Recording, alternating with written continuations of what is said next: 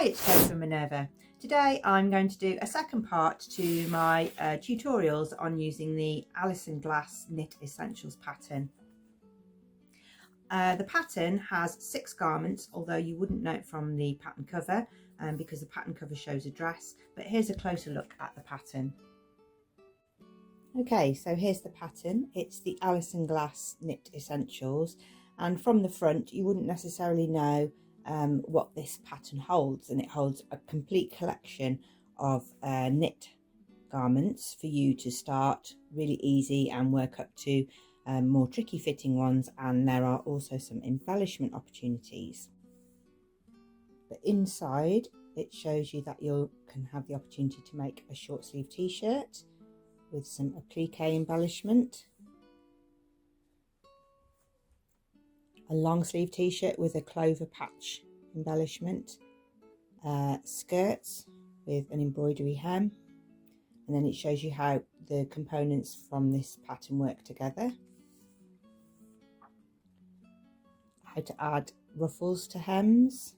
It's got this tunic which can be worn as a dress but also cut short as a tunic. You can wear just the short top worn with a skirt.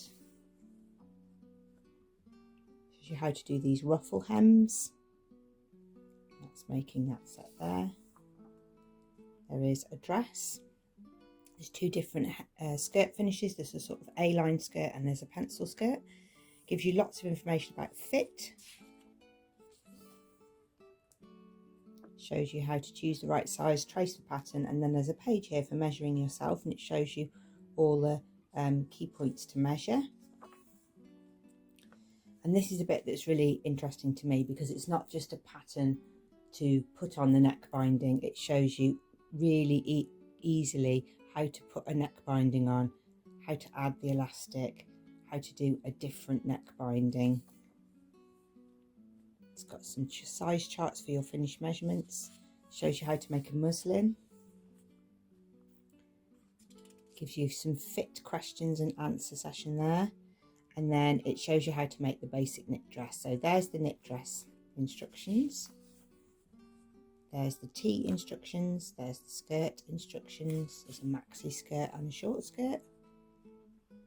Tank top. And then the tank top tunic. And then the last chapter has some of the embellishing techniques, which are, here's how to put ruffles on, here's how to put the tiered ruffles on. So you will need to trace off your pattern onto Swedish tracing paper, because the pattern comes on single pattern sheets. So you've got bodice pieces to choose from, and it all fits neatly in the envelope in the back of the packet. And when you've traced off your own sizes, you can pop them in the packet.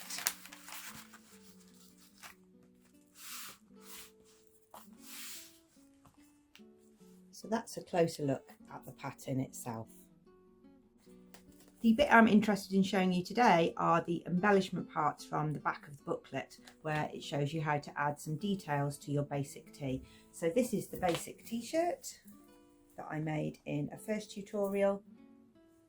This one's a V-neck, but you can also have a round neck. It's quite fitted in the waist, and it has quite a wide hip room on the hem. The fabric is from the Minerva range, core range of jersey, but you could use any cotton jersey. This pattern is best for a cotton jersey or a slightly stable jersey, a viscose jersey. You won't be able to manage the embellishments very well because they'll be a bit floppy. So try and look out for a cotton jersey or a jersey that's a little bit more stable. I'm going to use this t-shirt to add some of the applique, so I'm going to put another t-shirt on so that I can work on this one. Okay, the first thing we're going to have a look at is adding some embellishments to the bottom of the t-shirt using an applique. I've cut out some petal and leaf shapes from some jersey offcuts. Actually, this was off one of my children's old pyjamas. So I've got a little bit of a different coloured jersey. And I've put these little shapes on and ironed them onto a piece of interfacing. I used a press cloth so I didn't get glue all stuck to my iron, and I'm just going to retrim those so that I get some shapes like this. In the back of the book there is a little stencil pattern template that you could use. You need to blow it up on the photocopier to get it to a bigger size, but I've just done some freehand leaf shapes just to show you the technique.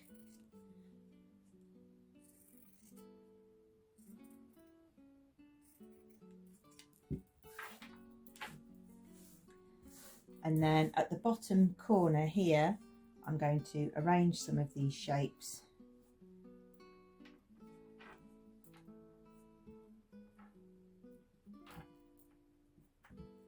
ready to hand sew on. Might not need them all.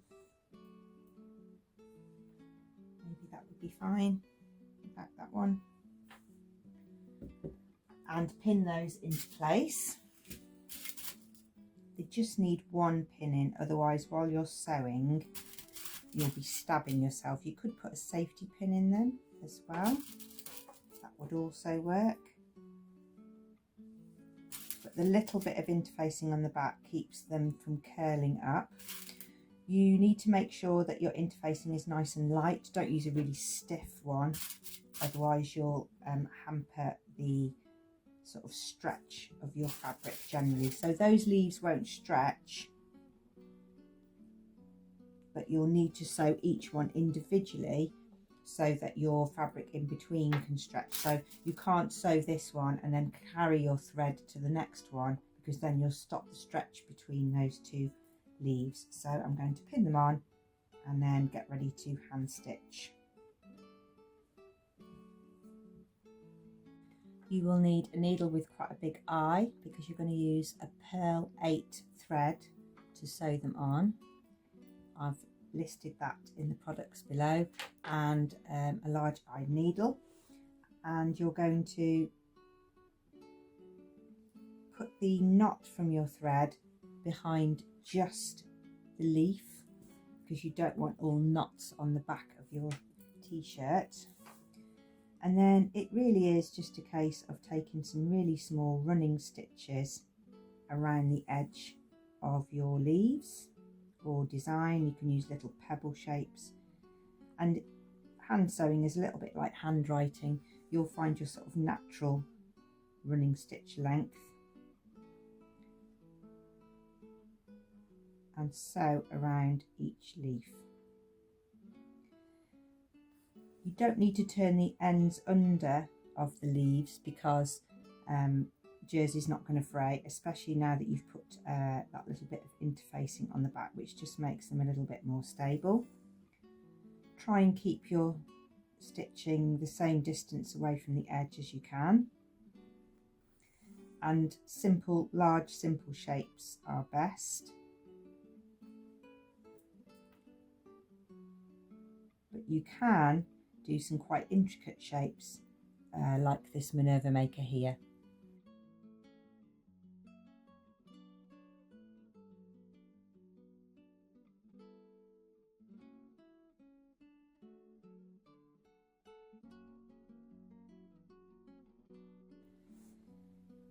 If you don't like one, don't just carry on. That one's a little bit far away for me.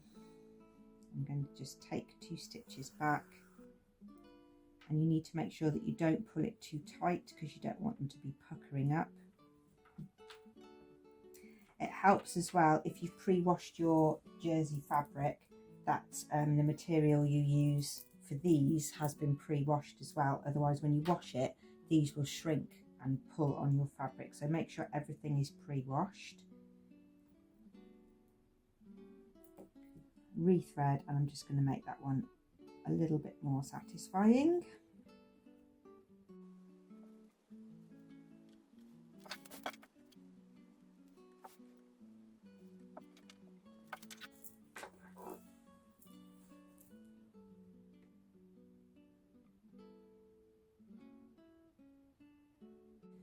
When you get round to the end, go back to the beginning and just take a few threads of the jersey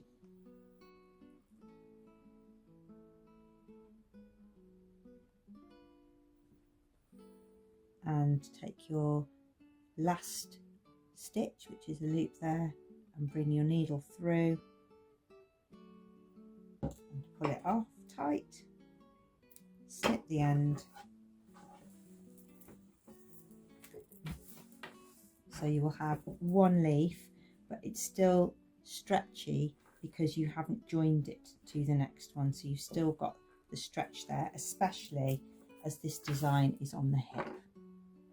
So that's the first method, which is some knit, stretch, knit, applique.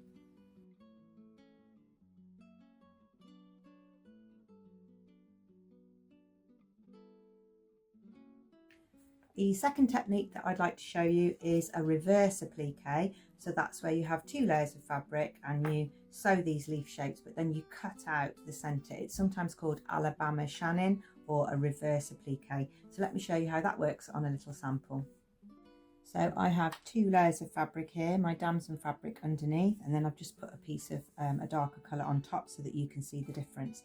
So I'm going to draw on some shapes, just some loose pebble shapes, or paisley shapes it works well for as well. Just need a rough outline, just an idea of where I'm going to go, and then I'm going to sew around that shape with the same perlate thread, and then I cut out the top layer of fabric to reveal the fabric underneath. So you take your thread through all the layers and continue your running stitch around the shape.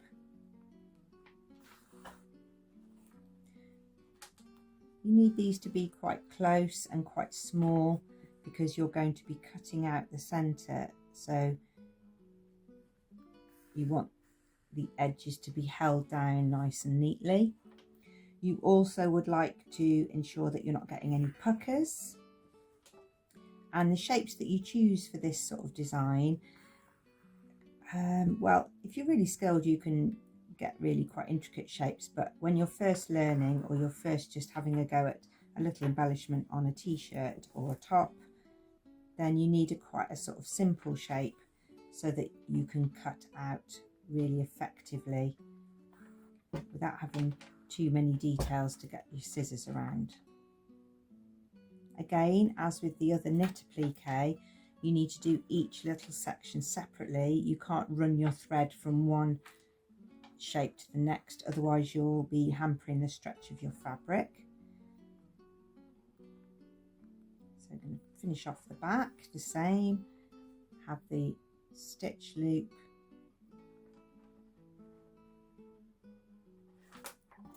and then cut it off.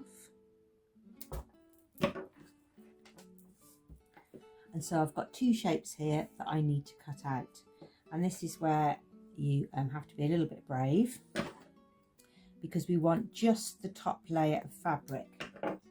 And a good way to do this is to use an unpicker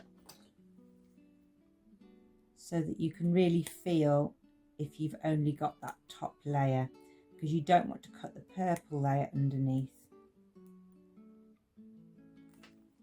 So I've made a little hole with my unpicker, and now I can insert my scissor tips and know that I've only got that top layer. You need really sharp scissors. These are the scissors that are in my Janome set, which are excellent machine scissors. I didn't used to use machine scissors, just used to cut with a pair of dressmaking scissors or any scissors that were by my machine, but to have a little pair has been a real game changer. If you really like this technique and you're going to do a whole skirt or a whole top, then you might want to look out for a pair of applique scissors which have a curved blade on the one side so that it protects your fabric, and I'll list those below if this is something you're really interested in. So you cut out the shapes to reveal the fabric underneath.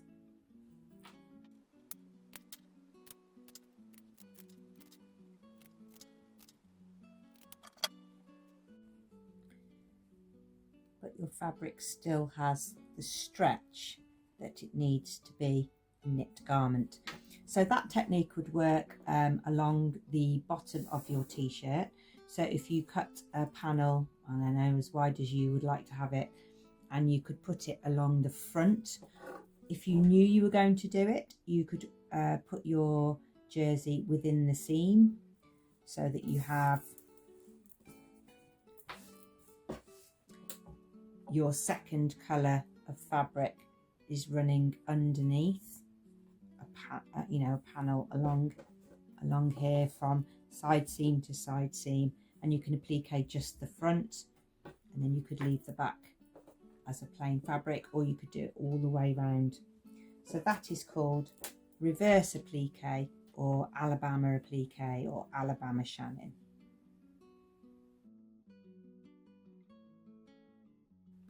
The next type of embellishment I'd like to show you is this one here. It's called a Clover Patch. So it's lots of little shapes sewn to the neckline, and all of those little pieces are put on individually so that you get a sort of field of flowers sort of thing around your neckline. You don't have to do it all the way around, you can just do it from front shoulder to front shoulder, and I'll show you how that works on a little sample piece. So this uses up the tiniest of scraps. So you're going to cut a really basic flower shape. This is just a 4-pointed petal. This one was right on the edge of the fabric, so I only got 3 points on that, but it's quite good for mixing and matching.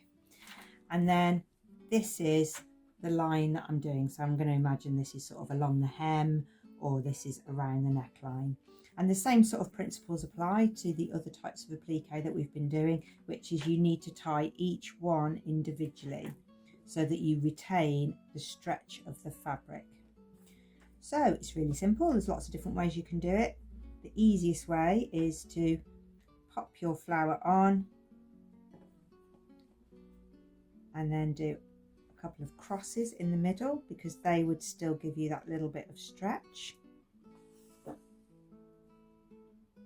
You could put a couple of French knots in the middle if you prefer that. You can put a tiny little shirt button in the middle of each one. But what you're looking for is just to attach it with a few simple stitches, and then again in the back, take a small amount of fabric from behind the flower. There's your loop. Pull your thread through tight. Cut it off. And you just keep adding them. This is one of the half ones that I've got, so I'm just going to put that next to that one, a little bit overlapping, so I'll get a little bit of a different texture. Just a knot, nothing too thick.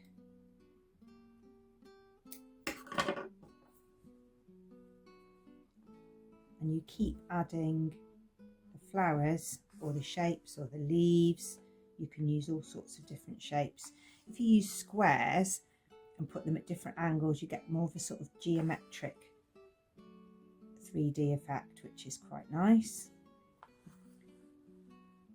Just put the cross on and then finish the back.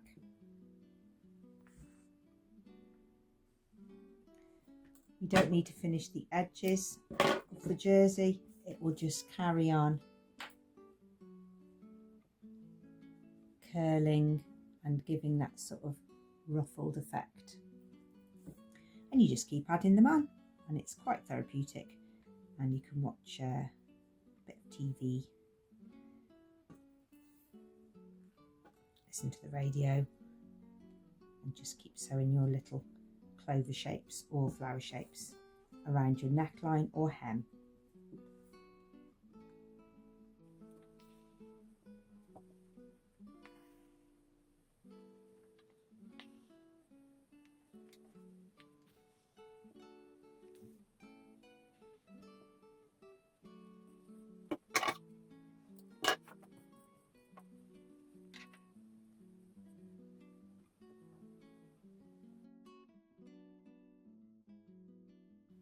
Now we're going to have a look at some of the neck finishes from the Alison glass book.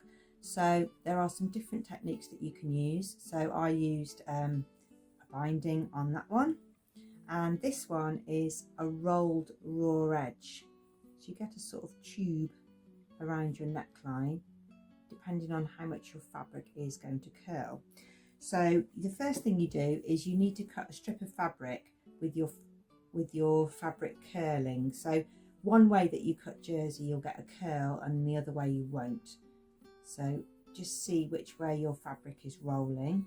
You're going to get your neckband like this, sort of an inch wide. It can be 1.5 inches wide, and then you're going to sew it to your neckband, or in this case I'm just using a straight piece, so it could be the hem. So you could have a match, so you could have a curled raw edge on the neck and on the hem.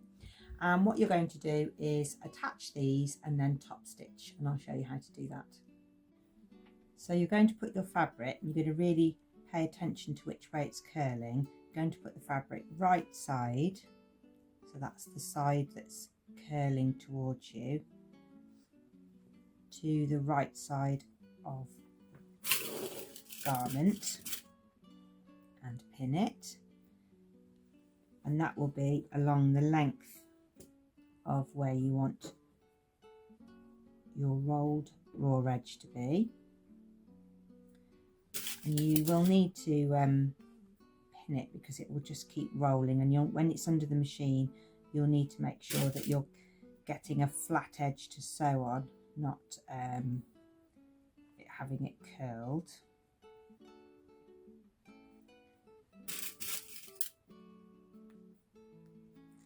And you can either put that through the overlocker, which is what I did on this sample. So I sewed it on the overlocker and then top stitched it on the machine. But I'm just going to show you on the machine now.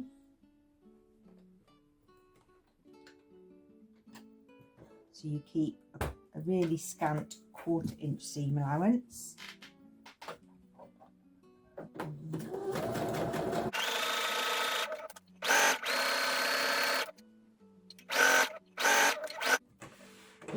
If it's a hem, then you need to make sure that you're not stretching it. But if it's round a neckband, then you might need to just apply a little bit of tension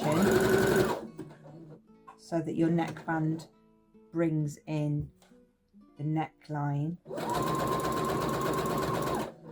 Otherwise it'll curl, it'll have that lovely curl, but then it'll sag forward. So you might need to add a little bit of tension.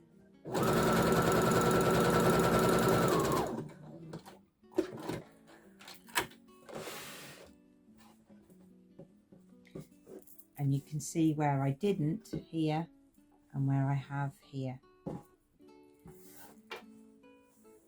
And then you'll keep the seam allowance pointing down towards the garment and press. From the reverse, all your seam allowances will be pointing away from the curl, and then you can take your top stitch along here. You can do that with a twin needle, you can do that with a zigzag, you can do it with a straight stitch. So it depends what decorative edge you want on your top. And I've got it on a stretch stitch so that my neckband hole continues to be stretchy.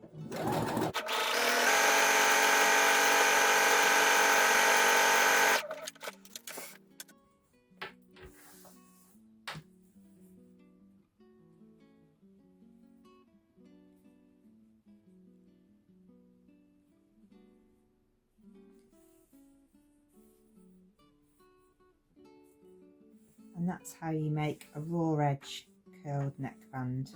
And you can use that on the hem or on a neckband where you're going across the grain. It works particularly well.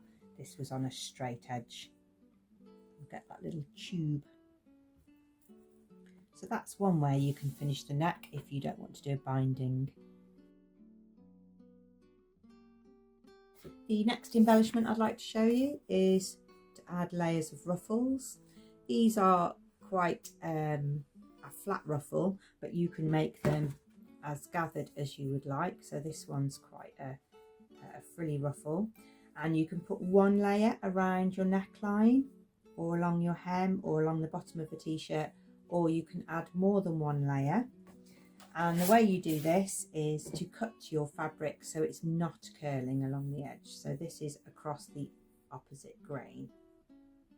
You put your machine onto a gathering stitch, so a straight stitch, stitch length 5, and down the centre I'm going to run a row of gathering stitches.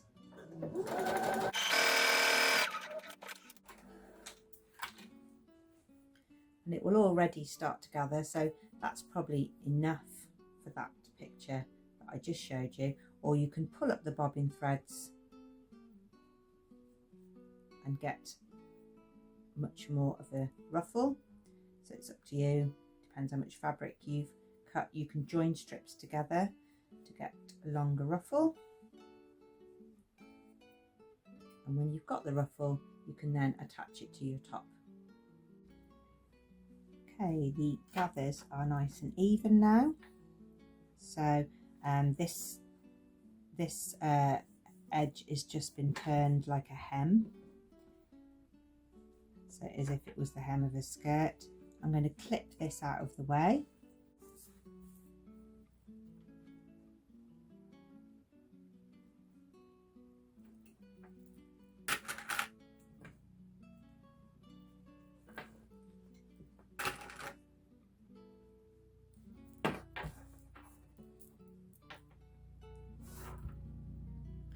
And get the next one ready.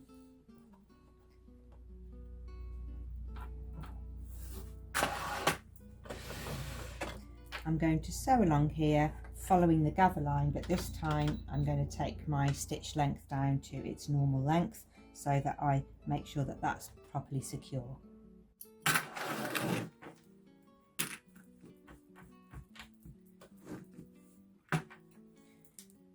You could do multiple layers of ruffles along a hem. You could do different colours.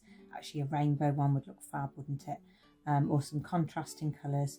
But this is where you have a little bag of jersey scraps that you can use for different embellishments. You need to make sure that they're the same types of cotton jersey or poly jersey or whatever it is that you're using, so that they wash at the same rate and they've both been pre-washed.